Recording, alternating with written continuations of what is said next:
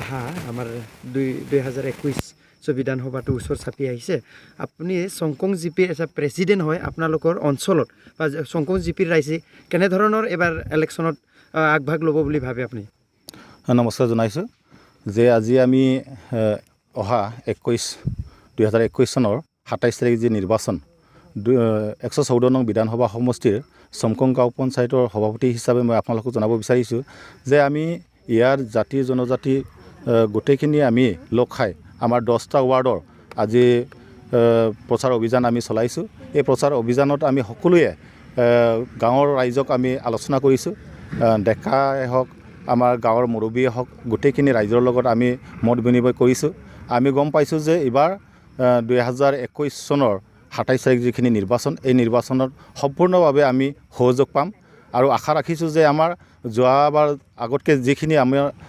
ভোটদান কৰিছিলে তাতকৈ আমাৰ 90% আমি এইবাৰ আমি ভোট পাম বুলি আশা ৰাখিছোঁ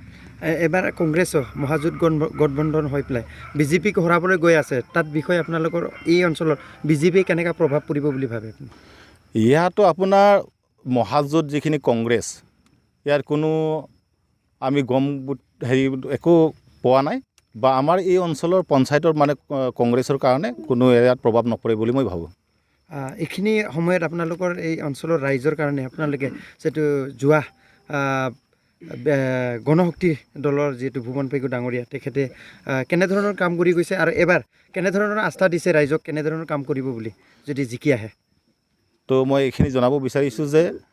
যোৱা যিখিনি দুটা পৰিকল্পনাত আমাৰ বিধায়ক মহোদয়কে আমি পাইছোঁ এই বিধায়ক মহোদয়ে যিখিনি আমাৰ সমস্যাখিনি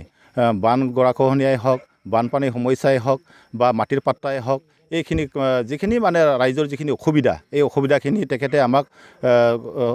ৰাইজক মানে ব্যৱস্থা কৰিছে শান্তিপ্ৰিয়ভাৱে তেখেতে সময়মতে আমাৰ ৰাইজৰ ওচৰত আহিছে ৰাইজৰ ওচৰত মানে তেখেতে অসুবিধাখিনি জানিবৰ কাৰণে তেখেতে আহি থাকে গতিকে আমি ভাবোঁ যে এইবাৰ আগতকৈ বেছিকৈ ভাল এটা আমাক যিখিনি ভোটাৰদাৰ যিখিনি ভোটসকলে ভোটটো আমাৰ বেছিকৈ পাম বুলি আশা ৰাখিছোঁ এইখিনি সময়ত আপুনি যিহেতু দিনে ৰাতি কেম্পেইন কৰি আছে সেই সময়ত ৰাইজৰ অসুবিধা কি অসুবিধাটো বিশেষকৈ গম পাইছে ৰাইজে কি অসুবিধাৰ ভিতৰত আপোনালোকৰ লগত আলোচনা হৈছে ৰাইজে আশা কৰিছে যে আমাৰ বিধায়ক মহোদয়ে যিখিনি সমস্যা আছে এই সমস্যাৰ পৰা মানে যাতে আমি কাম কৰে ৰাইজৰ লগত আমাৰ একেলগত মানে কাম কৰাটো বিচাৰিছে আমি প্ৰতিনিধি হিচাপে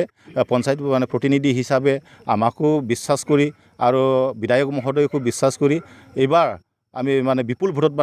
মানে জিকাটো তেখেতসকলে পূৰ্ণভাৱে সহযোগ কৰিছে ডেভেলপমেণ্ট কাউন্সিল ডিমাণ্ড কমিটিৰ যিহেতু আপুনি চেণ্ট্ৰেল বডিৰ জেনেৰেল ছেক্ৰেটাৰী হিচাপে আজি যিহেতু বিজেপিক যোগদান দি আপোনালোকে কাম কৰি আহিছে এই সময়ত আপোনালোকে কেনেধৰণৰ যোগদান কৰি আপুনি বিজেপিক জিকাবলৈ চেষ্টা চলাই আছে আপোনালোকৰ হয় প্ৰথমতে মই আপোনালোকক যথেষ্টভাৱে নমস্কাৰ জনাই ল'ব লাগিব তো দ্বিতীয় কথাটোত আছে মই আজি নিৰ্বাচনী প্ৰচাৰ কাৰ্যসূচীত যোৱাকালিও ঘূৰিছোঁ আজিও ঘূৰিছোঁ এই চমকং পঞ্চায়তৰ হৈ তো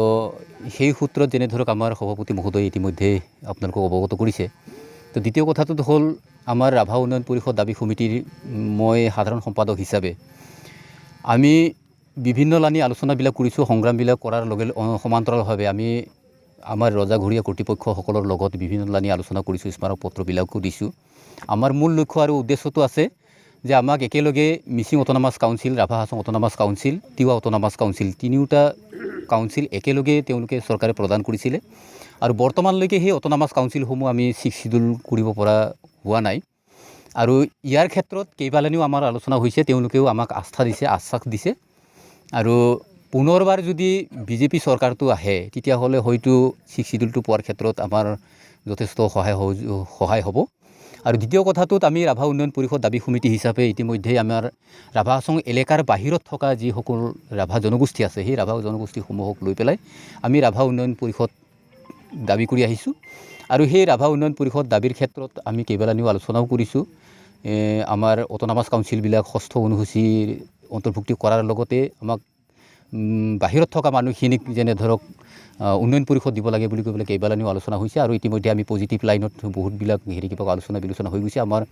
শেষ অৱস্থাটোত এই নিৰ্বাচনৰ বতৰটো হোৱাৰ কাৰণে আচলতে আমাৰ ৰাভা উন্নয়ন পৰিষদ তো পৰিষদৰ যিটো ছিষ্টেম, পৰিষদ গঠনৰ যিটো ছিষ্টেম, গোটেইখিনি আমাৰ কামখিনি পৰ্যায়ক্ৰমে শেষ হৈছে, কিন্তু মাত্ৰ আমাৰ প্ৰকাশ কৰিবলৈ বাকী থাকি গ'ল। তো পৰৱৰ্তী সময়ত এই চৰকাৰে পুনৰবাৰ আহিব, সেইটো আমাৰ আস্থা আৰু বিশ্বাস আছে। সেইটোৰ কাৰণে আমাৰ ৰাভা হাছং অট'নমাছ কাউন্সিলৰ বাহিৰত থকা যিমানকেইখন জিলা আছে, এই প্ৰত্যেক জিলাসমূহতেই যিসকল ৰাভা ভোটাৰ্ছ আছে, প্ৰত্যেক ৰাভা ভোটাৰ্ছেই Rabha Hasong autonomous council, Mising autonomous council আৰু তিৱা অট'নমাছ কাউন্সিল চিডিউলৰ উদ্দেশ্য আৰু লক্ষ্যটোক আগত ৰাখি সমান্তৰালভাৱে ৰাভা উন্নয়ন পৰিষদ গঠনৰ উদ্দেশ্যটোক আগত ৰাখিয়ে মুঠতে বিজেপিৰ মিত্ৰজোঁট পাৰ্টিকেই ভোটটো দি পেলাই তেওঁলোকে কিবা কয় এই আগন্তুক নিৰ্বাচনত অংশগ্ৰহণ কৰিব।